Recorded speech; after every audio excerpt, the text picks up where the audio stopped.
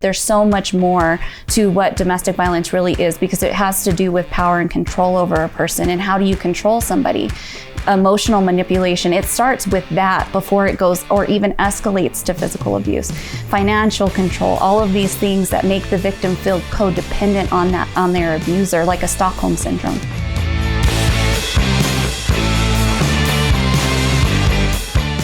Welcome to Shooting Straight with Brad and David. I'm Brad Carline, your Navajo County attorney, and Sheriff Klaus was unable to join us this month, and in his place he sent Lieutenant Whipple with the Sheriff's Office. And our guest this month is for October, which is Domestic Violence Month. And we have Sergeant Johnson with the Navajo County Sheriff's Office, and we have Roxanne Pergeson, who heads the Victim Services Division for the Navajo County Attorney's Office, that are here to help talk to us about domestic violence. And we want to talk about first, what it's like for an officer to respond to a domestic violence incident. If you get dispatched to one, is there different things that you do or concerns you may have in responding? Domestic violence, other than traffic, there's no more dangerous call than we go to than domestic violence. More officers are harmed in domestic violence incidents than any others besides traffic. It's just always a dangerous situation because an officer never knows what he's walking into. Even if you've been to the house multiple times, it's always different. You never know where everyone's at. You never know who's at fault. You could have one person calling in to say that, hey, my wife is beating me, and then you get there and you find out, no, he's beating your wife. You just never know what's going to happen. But why is that different than any other call you get? Maybe a burglary going on in a house or even a traffic stop. It always seems like it would be somewhat unknown what you're walking into. Why is it different for these domestic violence calls? The domestic violence call, it can go from completely calm to, at the drop of a hat, it can go to an extremely volatile situation. You're dealing with people, especially when you go into serious domestic situations. You're dealing with people who don't see their family as their family like you and I would see them as their family. They see their spouse and their families as their property. And so if you go in, for instance, if I were to walk into your house and I decide that I'm going to walk in and take your car, or take your house from you, or whatever else, you'd be quite upset about that. Well, that's the way they see that, because they see their spouse and their family, their children, as their property. And so for us to walk in and tell them what they can and can't do with their property, it becomes a very volatile situation. So all of us are human. And sometimes we get upset, we come home upset and maybe yell at our spouse or yell at our kids, which would be a form of domestic violence, right? Yes. But then it sounds like there's this different type of personality that causes concern for the safety of the victims, concern for the safety of the officers. Is that what I'm hearing you say? Yes. In a normal domestic violence, if you have a simple assault, say for instance, just a simple verbal or simple assault domestic violence, truthfully, it's about 50% men victims and 50% women victims. But when you get to anything more serious than that, it's mainly men. And when you walk into a situation like that, they feel like you're taking something from them, and they become very volatile. I know there's been some academic research in the area of domestic violence. In fact, a professor out of Northern Arizona University seems to be on the forefront of some of this. Has the academics helped you identify at the scene, by questioning people and looking what has occurred, at who may be at a higher risk to do something serious in a domestic violence situation? Absolutely. There's many indicators that we look for. And we don't look for just one thing. I mean, when we have 3, for these indicators, then we start becoming very worried about what's going on. We look for things like when we walk into a situation and we start asking questions from both parties, and we find out, we look for if somebody's being isolated. We'll have somebody who will get married or have a significant other, and they will move them across country to isolate them away from their family, their friends, anything like that. We look for things like that. We look for economic abuse, where we walk in and we ask one of the parties, do you both have access to financial accounts? Do you have to ask this person for money to go buy food for the children? Okay. So that's another indicator that we look for. When we walk into a situation and we have someone who is just openly telling us what's going on, and then we have somebody who's trying to minimize things, or blaming the other person constantly for everything that's going on, that's another indicator we're looking for. There's a whole list of things that we look for this way. It becomes very difficult. When I teach domestic violence, I think new officers, that's one of their biggest fears coming out into the world to investigate these things, is because it could be very difficult at times when you walk into a situation and you don't know him, you don't know her, you don't know the family, you have no idea what's going on, but you have to figure out, okay, this person's telling me that it's all her fault. This person's telling me that's all his fault. He said, she and said. He said, she said, and you got to sit there and figure it out. So yeah, it takes some work. As somebody who's prosecuted hundreds and hundreds of domestic violence cases, I know that it's probably more common than not that the victim will change their story, especially when it comes to trial, if they show at all. I know you and the other deputies and officers are aware of that. How do you train to help make sure that we have sufficient evidence, especially in these cases where there's great concern about safety, that we can prosecute them and can get a conviction? That is one of our main concerns, because 70 to 80% of victims recant their statements. And so an officer truthfully, when I first started, I did not like the county attorney's office because I noticed for the first 2 years, every case that I sent in just got dropped. Well, then I took some more, the sheriff's office sent me to some more training for domestic violence, and I realized that it was my fault the whole time. And the reason is because I would get the victim statement and then, all right, good, we got the victim statement, we're good to go.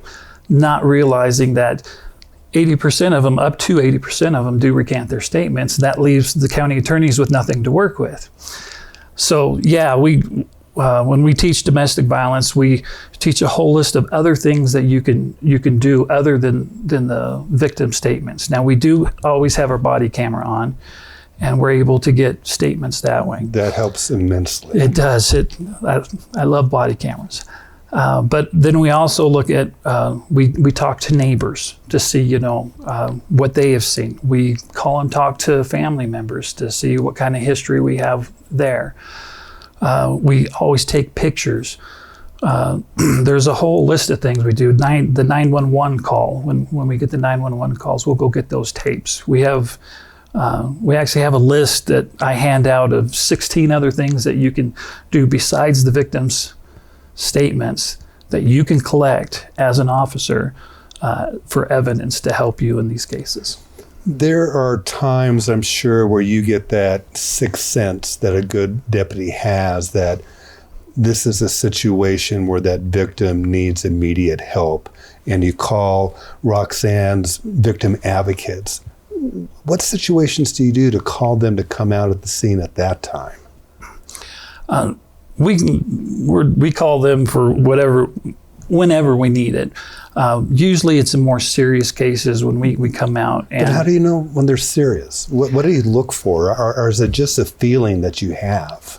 We actually have a whole nother list that we call lethality indicators. Okay, we're and again, we're not looking for just one or two things. We're looking 3, 4, 5 things. If we see these things, we start getting really uptight about the situation, even though it might have been just a verbal conflict, we start asking questions and we find out these things, well, we're going to call the advocacy center. Like I said, there's a whole slew of things. When someone starts threatening to hurt or kill other people or themselves, when people have drug and alcohol problems, like I said, there's a whole list of things, and we don't look for just a couple of them. When you have 3, 4, 5 of these things, then we become, like you said, the hair stands up on the back of your neck, and we start making other phone calls. Roxanne, when you or your advocates get called out, what are you looking for? What are you doing at that time? So in the immediate aftermath after an offense has occurred, our primary focus is just securing that victim's immediate needs. It's not the time at that point to necessarily talk about counseling or long-term plans. It's just assessing for what does this person need in right now to be able to survive. Some of these victims are leaving their homes with no shoes on their feet, with no, jackets on. They're cold. They need medical assistance. But the main thing is to make sure that we're securing their safety.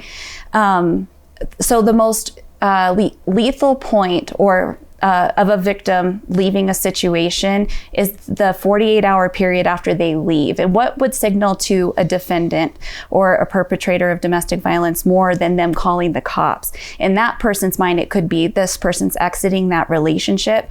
We know that as working professionals. So if there's an arrest made, we need to determine how long that person's going to stay in jail. Where can we send this victim to get them somewhere safe? What plans can we put in place in order to protect this person? What do they need? Do they need emergency funding? Do they need medical assistance? And even going upwards through court appearances, do they need to address court? Different things like that. You have nearly as much experience in DV cases as I do, many years. Do you often see this transformation of the victim from that night or the day after to not wanting to harm their abuser and changing their thoughts and feelings? And how do you guys as advocates handle that? Because I'm sure part of you just want to shake them and say, you're doing the wrong thing. How do you handle that? Yeah, I would agree with his assessment that it's about 80% of the time we're having victims come back, and we would call it recantation. It's not always that case. A lot of times I would call it more mitigation, right? Not necessarily, for me, recantation is a lie. They're going to almost lie or say something didn't happen when it actually did. A lot of times they come to us and they're just saying that, yeah, this happened, but right now I don't feel as scared as I did that night that I called law enforcement. I want the charges dropped. And that's a different conversation that we can have. And my job always is to just support that victim with whatever they feel they need, because I have to understand I don't live in their shoes. By throwing them out of that situation or forcing them out of a situation that they're not prepared to leave without a proper safety plan could be putting them at greater risk. So I just trust their assessment and I help them achieve their goals and advocate for their rights while also educating them and making sure that they know it doesn't matter if this isn't the time that you leave. If it takes 10 times and you need to call me 10 times, we'll be there every single time. And it seems, from my perspective as a prosecutor, that changing of attitude really started during the course of the relationship, where that abuser is making that victim think they're always the one to blame, that they're always the cause of it. And they start accepting that mindset. And they believe that if they would have acted differently, they wouldn't have been hit that night, or things would be different. And the more they think about it, the more they go back and blame themselves and not that abuser. And it's hard to change that mindset. Yeah, especially as it's been manipulated into them through this power struggle, the power control will, where they're being not only physically abused, which was how we often think about domestic violence, but there's so much more to what domestic violence really is, because it has to do with power and control over a person. And how do you control somebody? Emotional manipulation, it starts with that before it goes or even escalates to physical abuse. Financial control, all of these things that make the victim feel codependent on their abuser, like a Stockholm syndrome. And as Sergeant Johnson talked about, isolating them so they don't have that support somewhere else. It becomes so much more easy to manipulate them if they have nobody to bounce it off and say, no, he's shining you on. As you walk them through the system and they start to change, are you educating them on the options they have or other resources so they could make a safety plan if they don't have one? Or what type of documents or things they should gather in a place that they can easily access? Yes, and they can do that in our office and or at either one of our domestic violence shelters in Navajo County, which is the White Mountain Safe House and Alice's Place in Winslow. But yeah, it's amazing because honestly, I think a lot of them don't label themselves as victims, right? So they know that their relationship's hard, they know that it's bad, but a lot of times it's even starting from the basics. Like, let's talk about the situation that you're in. Let's talk a little bit about domestic violence.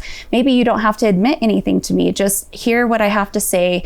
You examine your situation that you're in, and if you need help, let's start working on just some little things, putting money aside in a bank account, making sure you have a phone, who can you contact for help, making those plans ahead of time. So if you do end up in a position where you're being strangled or your life is threatened and you need to call law enforcement, you can also get somewhere safe. So planning ahead of time is the best way for a domestic violence victim to actually leave that situation. And I feel very strongly that they also need some type of support system in their life, either a family member, a friend, a church, something other than themselves, because it's nearly impossible to get out of these situations alone. Because they think they will have nobody there to assist them. And unfortunately, we're out of time already. Thank you very much for joining us this month for Shooting Straight with Brad and David.